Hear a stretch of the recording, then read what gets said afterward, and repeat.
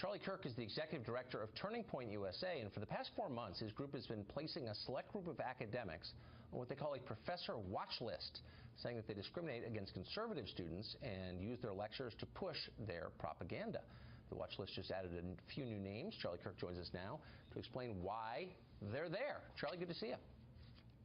Good to see you. Thanks for having me. So first, the idea of a watch list has driven a lot of people in academia like completely crazy, and you're Joe McCarthy to them. What kind of response have you gotten? Yeah, so some of these academics, they think this is the new rise of McCarthyism, and I always joke back to them, well, at least we show you our list. I mean, look, this is an exercise of free speech, that all these professors are so scared of what they have said be made public, then maybe they should reconsider what they are saying. And look, higher education is a choice that consumers make, and the consumers are the students, our parents and alumni. People have a right to know what is being said in these lecture halls. And somehow these professors are so appalled that their academic comments are made public. So we just kind of laugh and we scoff and we say, if you're so fearful that your highly intellectual thoughts are now made public on a consolidated list, that's your problem, not ours. Well, that's right. And every part of American life has become more accountable and more transparent. And you can look up your physician and your dentist and your vet, but not your professor or your kid's professor. So tell me about some of the people who've just made your list. Yeah, so one of my favorites is a professor at Saddleback College who famously this last September was so appalled and so offended by seeing 9/11 memorial posters. Margot Lovett. She decided to tear them down because she just did not believe that these posters should be placed throughout campus. And some more research showed that she actually, in 2001, agreed that the U.S. is partly to blame for 9/11.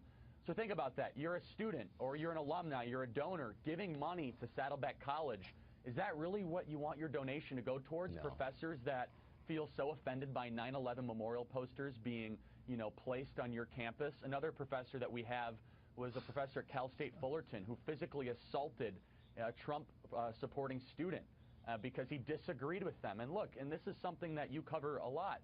The left hates the idea that there are other ideas. And the left has been controlling academia for far too long. And we are a student movement being a watchdog and putting them on notice.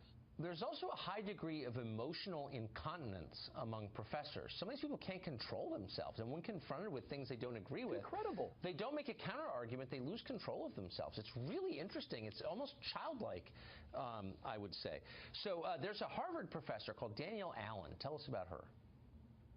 Yeah, so Danielle Allen, she wrote an op-ed in the Washington Post. She was pretty unapologetic about this stance, where she made a very, I would say, flawed argument. She teaches us in class that the rise of Donald Trump can be directly paralleled to the rise of Adolf Hitler. I mean, this is a Harvard professor.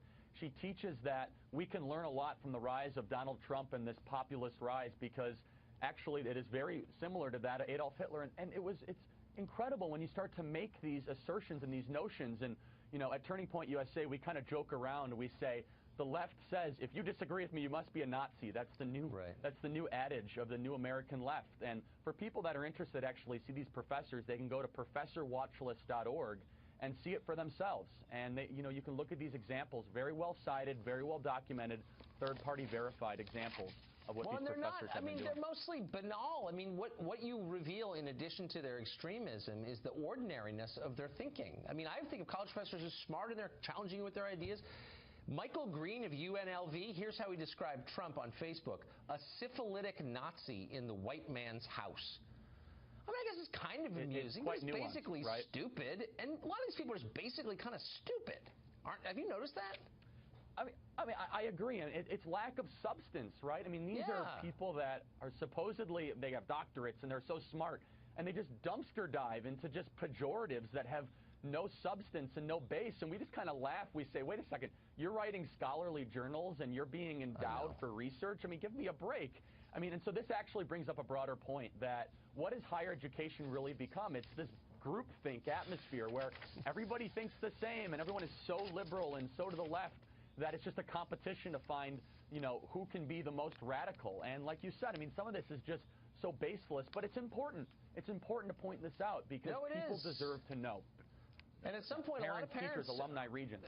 People are going to start to decide, you know, a humanities degree may not improve my child. It actually may hurt my child. And at that point, you'll see further corrupt change. them towards this radical exactly thinking. Right. Exactly right. Yeah. Charlie Kirk, thanks for joining us tonight.